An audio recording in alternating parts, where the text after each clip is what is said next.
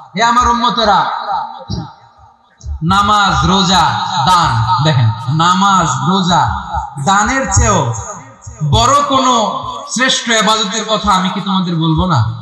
সাহাবারা তো অবাক, বলে কি নামাজের চেয়ে বড় ইবাদত, রোজার চেয়ে বড়, দান করার চেয়ে বড় ইবাদত?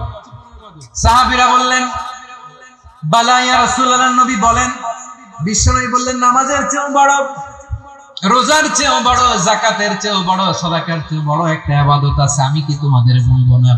সাহাবারা বললেন ইয়া রাসূলুল্লাহ, বালা অবশ্যই বলবেন, সেটা কি? বিশ্বনবী বললেন ইসলাহু যাতিল বাইন। দুইজন যখন ঝগড়া লেগেছে, তোমার দুই ভাই যখন ঝগড়া লেগেছে, এই দুইজনের মধ্যে বিরোধ মিটিয়ে মীমাংসা করে দেয়া হচ্ছে সবচাইতে সেরা কাজ। দুইজন ঝগড়া লাগছে, ইসলাহু যাতিল বাইন, দুইজনের মধ্যে মিলিয়ে দেয়া, এটা নামাজ, রোজা, সাদাকার চেয়ে বেশি সওয়াব। আপনাদের কোথাও এলাকায় আগুন লাগলে আপনারা কি ঢালেন? পানি। অনেকে ওই জায়গায় তেল ঢালে, এরকম ডাকাইতে আসরা নাই? আগুন নিভানোর জন্য ঢালতে হবে কি? একদল এখানে কি ঢালে? আল্লাহ তাআলা এরকম মাইন্ডসেটের মানসিকতার হওয়া থেকে আমাদেরকে তুমি বাঁচাও। ঝগড়া লাগলে মিলিয়ে দিবেন। কি করবেন? তিন জায়গায় প্রয়োজনে মিথ্যা বলা যায়। কয় জায়গায় মিথ্যা বলতে? তাওরিয়া, মানে কথা একটু ঘুরিয়ে বলুন। এক নাম্বার, আপনার ওয়াইফকে খুশি করার জন্য, সে একটু এরকম না বলে একটু কৌশল করে বললে খুশি হবে, ওটা বলা যায়। দুই নাম্বার, জীবন মরণের ব্যাপার, জান বাঁচানোর জন্য একটু কৌশল করে ঘুরিয়ে বললেন, এটা জায়েজ। তিন নাম্বার, দুইজন ঝগড়া লাগছে, তাদেরকে মিলিয়ে দেওয়ার জন্য কৌশল করে একটু মিথ্যা বলা, ঘুরিয়ে বলা যায়। দুইজনের মধ্যে দেখলেন যে সম্পর্ক খারাপ, একজনকে বললেন ভাই, সে তো ওই দিন আপনার ব্যাপারে অনেক প্রশংসা। কি আমার ব্যাপারে প্রশংসা? তার সাথে তো আমার মারাত্মক সম্পর্ক। কি বলবো? এই বললো আপনি নাকি এই করছেন, ওই করছেন, অনেক প্রশংসা। লোকটার মন খুশি হয়ে যাবে তার ব্যাপারে, ঠিক কি? আবার তার সাথে যার ঝগড়া, ওরে যে বলুন ভাই, ওই দিন তো সে আপনার অনেক অ্যাপ্রিসিয়েশন করলো, অনেক। সে তো অবাক, কি বলে কি আমার? এই যে দুইজনের ব্যাপারে দুইজনের একটু ভালো ভালো কথা বলে দিচ্ছেন, একদিন দেখবেন রাস্তা দিয়ে হাঁটার সময় একে অপরকে সালাম দিয়ে ফেলছে, সালাম দিয়ে বুকে জড়ায় ধরছে, আছে না নাই? আবার মিলমিশ হয়ে গেছে। আমাদের স্বভাব হইলো দুই প্রতিবেশী যদি একসাথে বসে, একসাথে হাঁটে, দূর থেকে দেখলে আমাদের জলে, আছে না নাই? ঘটনা কি? এই দুইটার মধ্যে এত মিলকে, এই দুইটার মধ্যে গিরিঙ্গি লাগানো যায় কিভাবে? হ্যাঁ, এই বন্ধুত্ব, ফ্রেন্ডশিপ নষ্ট করা যায় কিভাবে? এরকম মানসিকতা সবার না, আমাদের অনেকের মধ্যে আছে না নাই? আল্লাহর কাছে তওবা করুন, এই মানসিকতার জন্য আমরা না, আমরা মিলিয়ে দেব। কানগুলো খরগোশের কানের মতো খাড়া করে শুনুন পেকুয়ার ভাইরা। বিশ্বনবী বলেন আলা উখবিরুকুম বিআফদাল দারাজা, আলা উখবিরুকুম বিআফদাল মিন দারাজাতিস সিয়ামি ওয়াস সালাতি ওয়াস সাদাকা। হে আমার উম্মতেরা, নামাজ, রোজা, দান, দেখেন নামাজ, রোজা, দানের চেয়েও বড় কোন শ্রেষ্ঠ ইবাদতের কথা আমি কি তোমাদের বলবো না? সাহাবারা তো অবাক, বলে কি নামাজের চেয়ে বড় ইবাদত, রোজার চেয়ে বড়, দান করার চেয়ে বড় ইবাদত? সাহাবীরা বললেন বালা ইয়া রাসূলুল্লাহ, নবী বলেন, বিশ্বনবী বললেন নামাজের চেয়েও বড়, রোজার চেয়েও বড়, যাকাতের চেয়েও বড়, সাদাকার চেয়েও বড় একটা ইবাদত আছে, আমি কি তোমাদের বলবো না? সাহাবারা বললেন ইয়া রাসূলুল্লাহ, বালা অবশ্যই বলবেন, সেটা কি? বিশ্বনবী বললেন ইসলাহু যাতিল বাইন। দুইজন যখন ঝগড়া লেগেছে, তোমার দুই ভাই যখন ঝগড়া লেগেছে, এই দুইজনের মধ্যে বিরোধ মিটিয়ে মীমাংসা করে দেয়া হচ্ছে সবচাইতে সেরা কাজ। দুইজন ঝগড়া লাগছে, ইসলাহু যাতিল বাইন, দুইজনের মধ্যে মিলিয়ে দেয়া, এটা নামাজ, রোজা, সাদাকার চেয়ে বেশি সওয়াব। সুবহানাল্লাহ, এত আস্তে? হ্যাঁ, ওয়াত্তাকুল্লাহ ওয়া আসলিহু যাতা বাইনিকুম, সূরা আনফাল।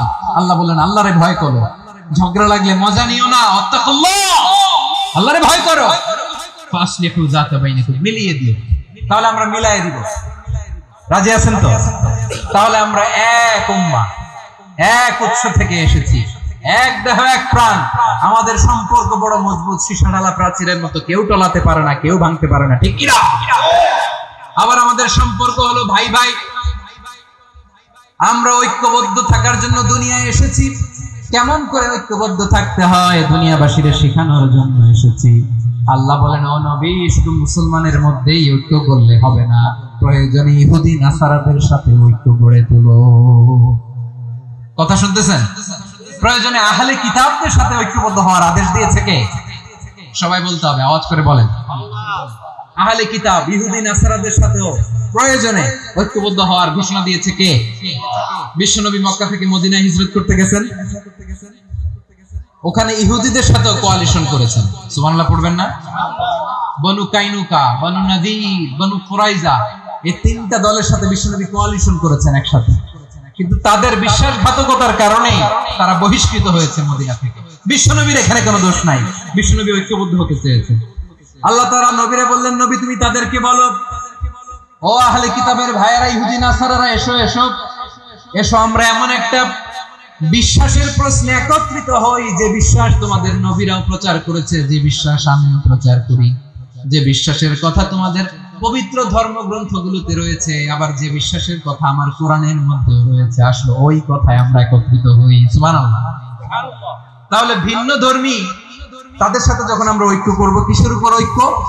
একটা কমন ফেইথ, একটা মৌলিক বিশ্বাসের উপর ঐক্য। আল্লাহ তাআলা বলছেন, কুলিয়া আহলাল কিতাবি তাআলাউ ইলা কালিমাতিন সাওয়াইন বাইনানা ওয়া বাইনাকুম আল্লা না'বুদা ইল্লাল্লাহ ওয়া লা নুশরিকা বিহি শাইআ ولا يتخذ بعضنا بعضا أربابا من دون الله فإن تولوا فقولوا اشهدوا بأننا مسلمون।